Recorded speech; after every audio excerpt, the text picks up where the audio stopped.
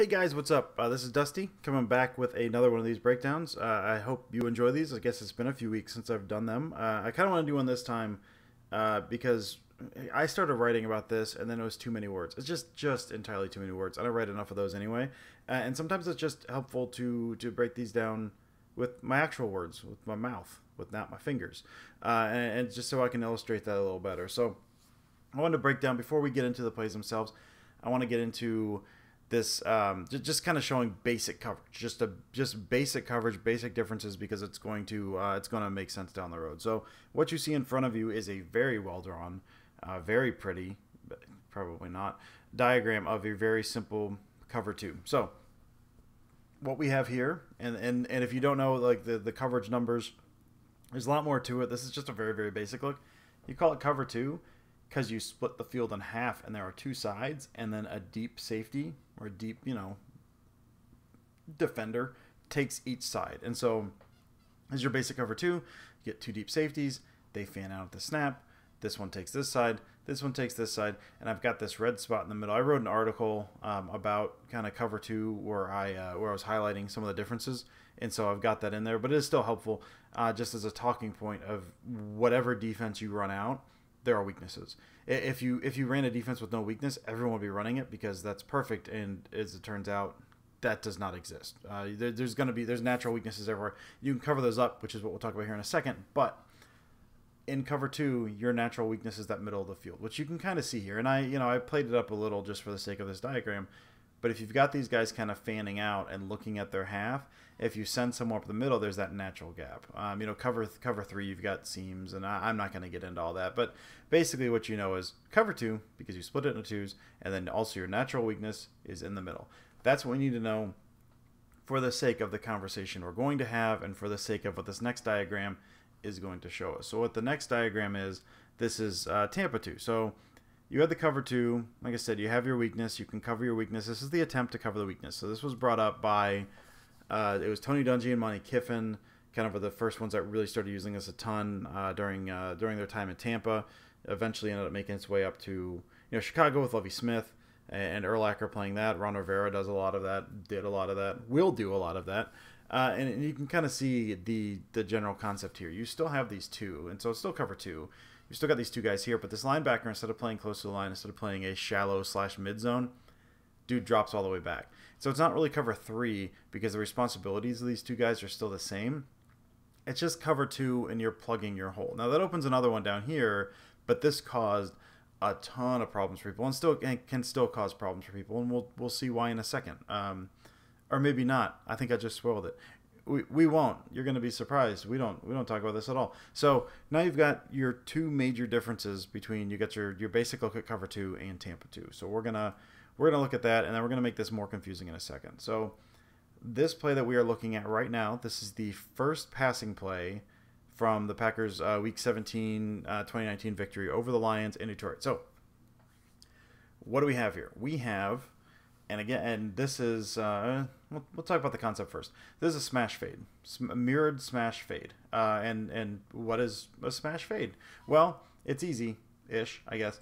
Smash as a concept is an old West Coast concept, I believe created by Bill Walsh, if I'm not mistaken. And it was a corner route over a curl route. And so what that did, if you even look at the alignment over here on the top side here, if this guy runs a corner route, this guy's going to be on the outside. You're getting Adams is going to be able to get inside position on that, which means this guy's playing over the top. So then that puts this guy right here, puts him in a bind. If he falls back under the corner route, you take away the corner route, but then you get an easy 5 yards on the curl. If you go on the curl, then the quarterback has an angle to hit the corner route. So that's smash. Smash fade is a more recent concept, not super new, but newer than smash. And it's basically, you think of, or at least I would always think of the fade route as you only run that in the end zone as a very low percentage play. Guys, stop running the fade routes probably. But it's really just, you can see it's fade because it fades up. And so it depends on how you run this, but what you could do if you want to sell the corner route and then this guy here goes to bite it because he's like, I know what this is, then you go up the field without him. You can do that, or you can just run the fade. So kind of what they're doing here, again, curl route, fade over the top. You're still putting this guy in that same bind. That's the smash fade. And we've got it mirrored because we've got the same exact thing on both sides. We also have Jimmy Graham, and I'll keep this in mind. We're going to talk about this in the next one as well. Jimmy Graham as the inline tight end, and he's running this kind of outward pushing and then just kind of running to go right up the middle there. So now I talked about cover two, and technically this isn't cover two, but it kind of is. So I don't want to complicate things too much, but you can see this guy here, and we're going to see his assignment in a second. You can run mixed coverages. Everything's not necessarily just this is cover two, this is quarters, this is cover three. You can mix and match, and you do that to confuse this little man standing back right here. You want to confuse that dude, and so you're not always going to run the straight stuff over and over again. So this guy, he's single high aligned to the weak side at this point. Say weak because there's 3 and 2. But we're going to see his drop is going to look an awful lot like a cover 2 drop. So this concept that I'm going to show you now, this is not strictly against cover 2, but this would work against a strict cover 2, just because I'm looking at the alignment of that safety. So we're going to run this here, and we're going to see what happens. So Jimmy Graham takes up the middle, and look at that. So drop off. This guy's dropping back. This guy's looking up. And this guy, like I said, like this isn't, if this is a single high, say like a cover 1 shell, more or less, this guy's dropping more towards the middle. The fact that he drops straight back, he still has, if you break that field in half, he still has that half of field responsibility. So it's still kind of a cover 2 look, only you don't have a cover 2 guy over here. It's odd. It's odd, but it's a thing. So you've got Graham now with no one there, and now picture a safety over here dropping out that way to take up that stuff. You're still running inside of him. So even a true cover 2, you're still running, between those two guys. You're still hitting that weakness we talked about earlier. So we now see Graham has this free path. This guy's dropping back, but he's not going to get there in time. And this guy's not even paying attention because that's not really his responsibility. So we're going to run it. Rodgers throws. Graham drops. Unfortunately, the hole is hit, and they cannot connect. That stinks. All right, we're going to go a little later. Now, that other one, like I said, that was the first passing play of the game. This one is in the fourth quarter, about 11 minutes left. Both of these situations were 1st and 10, if you want that context. So now this, we have a more traditional 2 high look. They're coming out. You've got these 2 guys high before the snap. Now, I want you to look at this alignment. Actually, we'll talk about this in a second. But what we're looking at now is you've got this cover 2 alignment. That's what we're looking at. They're selling. You got this guy. He's talking and blah, blah. That guy's going to do something. Like, okay. Same thing. Now, if you look, there's a couple things I want to talk about.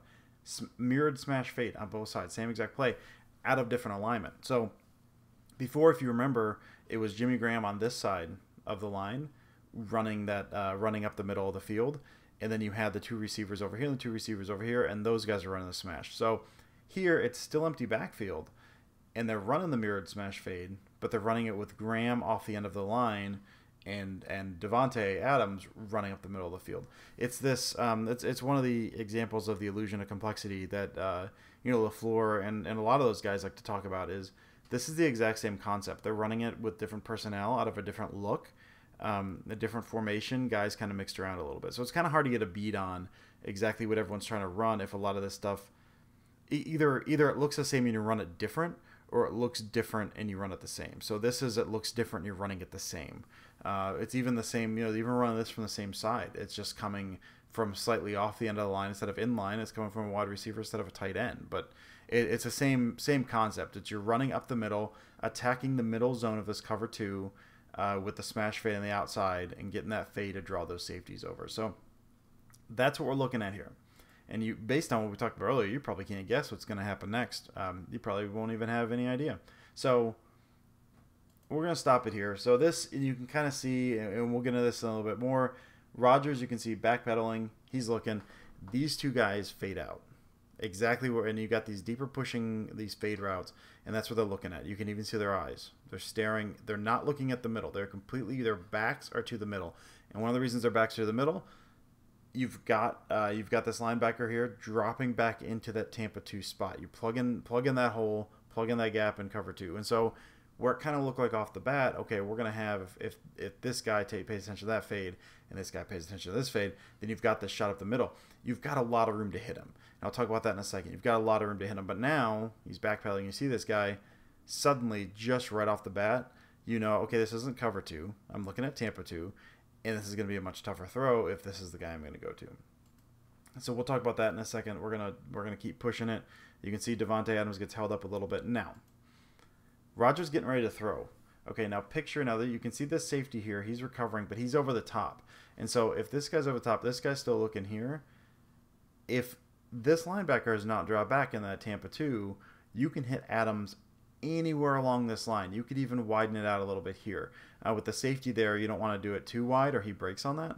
But anywhere along this line and even a little bit more to make that an easier throw, more towards the middle, a little bit down the line. But now, with this Tampa 2 guy dropping, that ball can't be anywhere along this line.